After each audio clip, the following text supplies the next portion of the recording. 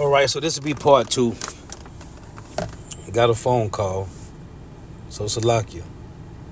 So I was finna read Proverbs 14:1. Every wise woman buildeth her house, but the foolish plucketh it down with her hands. The right mindset to be in for you women is to be in this mindset of this video right here, man. See what it say? Polygamy may be the last hope for single mothers and boss chicks. Now, this is going to happen, and this is the correct mindset to be in. Isaiah 4:1.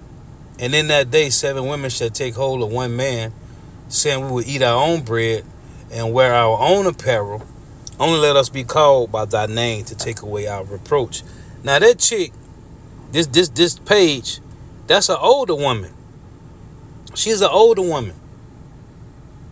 And this is what women's supposed to be doing, to tell you that in Titus. Matter of fact, let's go to that. In Titus, it's Titus 2, verse 3. The aged woman likewise, that they be in behavior as becoming holiness, not false accusers, not giving them much wine, teachers of good things, that they may teach the younger women to be sober, to love their husbands, to love their children, to be discreet, chaste, keepers at home, good, obedient to their own husbands, that the word of God be not blasphemed. Right? This is Jeremiah chapter 9:17. Thus saith Yahweh of hosts, consider ye and call for the mourning women, that they may come, and send for the cunning women, that they may come. That chick, whoever page that is, her mindset is this. She will be considered a mourning woman right now, man. She will consider one of these mourning and cunning women. Thus saith Yahweh of hosts, consider ye and call for the mourning women, that they may come, and send for the cunning women, that they may come, and let them make haste and take up a wailing for us, that our eyes may run down with tears, and our eyelids gush out with waters. For a voice of wailing is heard out of Zion. How are we spoiled? We are greatly confounded, because we have forsaken the land, because our dwellings has cast us out. Yet hear the word of Yahweh, O ye women, and let your ear receive the word of his mouth, and teach your daughters wailing, and everyone her neighbor lamentation. For death has come up into our windows, and has entered into our palaces, to cut off the children from without, and the young men from the streets. Here's the Lord showing you an example of a woman that's mourning and cunning, according to the scriptures. 2 Ezra 16:33. It reads, the virgin shall mourn, having no husbands. The women shall mourn, having no bridegrooms. So this is when you're going to be mourning. Their daughters shall mourn, having no helpers. So you should be mourning now. Seeking Yahweh Ba'ashim Shah now, through seeking a righteous man of the Lord. In the war shall their bridegrooms be destroyed, and their husbands shall perish of famine. See, you ain't mourning now, you women out there. And the ones that's mourning because they done lost a little bit that they had, they struggling. You ain't mourning trying to seek Yahweh Ba'ashim Shah. They mourning because they done lost them benefits that Master gave you. They mourning because they ain't getting the same benefits that they was getting from Master. Or they ain't getting the same benefits, or they ain't working at the same gig they had. They not mourning because of Yahweh Ba'ashim Shah. As I tell you in Ecclesiastes 12, let's read it. They ain't mourning because of this, man. Ecclesiastes 12:1. Remember not thy creator in the days of thy youth, while the evil days come not, nor the years draw nigh, when thou shalt say, I have no pleasure in them. See, they're not mourning for this. And because you ain't mourning for Yahweh Ba'ashim Yahweh Shah now, this is going to happen to you. Micah 7:10. Then she that is my enemy shall see it. If you ain't mourning for Yahweh Ba'ashim Yahweh Shah now, you are enemy to the Lord. Then she that is my enemy shall see it, and shame shall cover her, will say unto me, where is the Lord thy God? My eyes shall behold her. Now shall she be trodden down as the mire of the streets. And that's in Isaiah chapter 3. Isaiah chapter 3, 16 through 26. Go and read it. Go and read it. And in the last verse in Isaiah 3 and 26, start at 16. And her gates, it say verse 25, thy men shall fall by the sword, and thy mighty men in the war.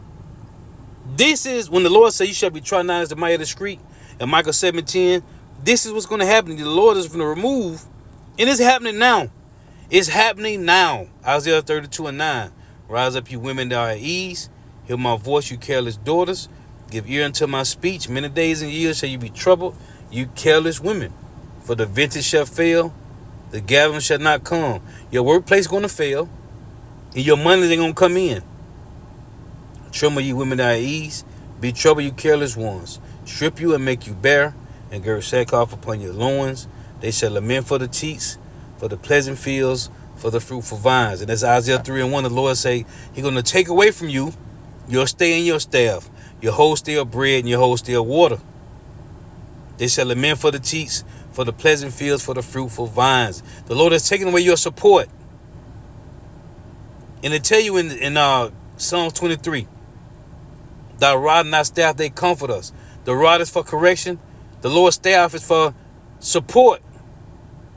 Upon the land of my people shall come up thorns and briars, bad times, harsh, terrible times, thorns and briars, wickedness. Yeah, upon all the houses of joy in the joyous city. And it's America, Babylon great, that joyous city. The Lord has taken away your comfort. Isaiah 3 and 1. For behold, the Lord, Yahweh of hosts, doeth take away from Jerusalem and from Judah the stay and the staff, the whole stale bread and the whole stale water. And when you look up this staff and this stay in translation, tell you the Lord taking away your support. The Lord is taking away your support, man. Everything that our people trust in, the Lord is removing it. And this woman here going in, Virtuous Women, 1969. See, she an old head. Like I said in Titus 2. Hey, and Lord willing in that time, well, we know, according to the scriptures, the elect women, hey, they gonna fall in line with these men. Isaiah 32. And look how heavy. It's in the same chapter. I just read Isaiah 32 starting at 9. Look at 1. 1 and 2, Isaiah 32 and 1. Behold, a king shall reign in righteousness, and princes shall rule in judgment. And a man shall be as an hiding place from the wind, and a covert from the tempest, as the rivers of water in a dry place, as the shadow of a great rock in the weary land. Look, in the eyes of them that see shall not be dim. That's the under multitude, women and children. And the ears of them that hear shall hearken. These women, their eyes ain't gonna be dim. They gonna hearken to the men. The heart also of the rash shall understand knowledge, and the tongue of the stammerers shall be ready to speak plainly. Look, the vile person shall no more be called liberal. And this is what these women finding out. The so-called white man, America, Babylon the Great, is not liberal. The vile person, he was always vile, the so-called white man, the self-proclaimed white man. The vile person shall no more be called liberal, nor the cherub shall be bountiful. For the vile person will speak villainy, and his heart will work iniquity, to practice hypocrisy, and to utter error against Yahweh, to make empty the soul of the hungry. This is what he doing to men and women and children. And he will cause the drink of the thirsty to fail. This is what he's doing. And they tell you in the top 2 and 3, the Lord set up men to guide you. The instruments also of churl are evil. He devised wicked devices to destroy the poor with lying words, even when the needy speaketh right. But the liberal deviseth liberal things, and by liberal things shall he stand. The righteous men. See, then they're going to rise up, you women that are at ease. Why are you at ease? Because the vile person that speak villainy. His heart will work iniquity to practice hypocrisy. At the top of this, it's saying a man shall be as in a hiding place. See, you people, you women, you trusting in this system, this broken reed. And I've been going into it a lot. When you go into Isaiah 36:6 in the translation, it tell you lean on this system for support. It's going to be broken. And you ain't going to have nothing. And the Lord said that we was going to be nourished by America, Babylon the Great for a time. And then it was going to be removed. Let's go to this. Let me go to the blue letter. When you go to Psalms 23, it reads, Psalm 23:3. He restoreth my soul. He leadeth me in the path of righteousness for his name's sake. Yet do I walk through the valley of the shadow of death, I will fear no evil. This is talking about America, Babylon the Great. For thou art with me. Thy rod and thy staff, they comfort me. Let's get this in the translation. NLT. Even when I walk through the darkest valley, I will not be afraid, for you are close beside me. Your rod and your staff protect and comfort me. See, the so-called white man is taking away, I've been saying this for a while, the so-called white man is taking away your comfort and your protection. I've been saying this for a while. ESV. Even though I will walk through the valley of the shadow of death, I will fear no evil. You are with me, your rod and your staff, they comfort me. See, protect and comfort, NLT. Let's see what the NIV say. Your rod and your staff, they comfort me. Okay. NET. I will feel no danger, for you are with me. Your rod and your staff reassure me. Fire. See it? See the NLT? For you are close beside me. Your rod and your staff protect and comfort me.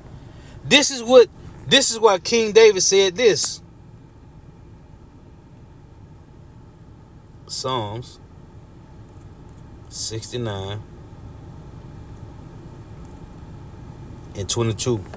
Let their table become a snare before them, and that which should have been for their welfare, let it become a trap. Let's go back. Psalms 23.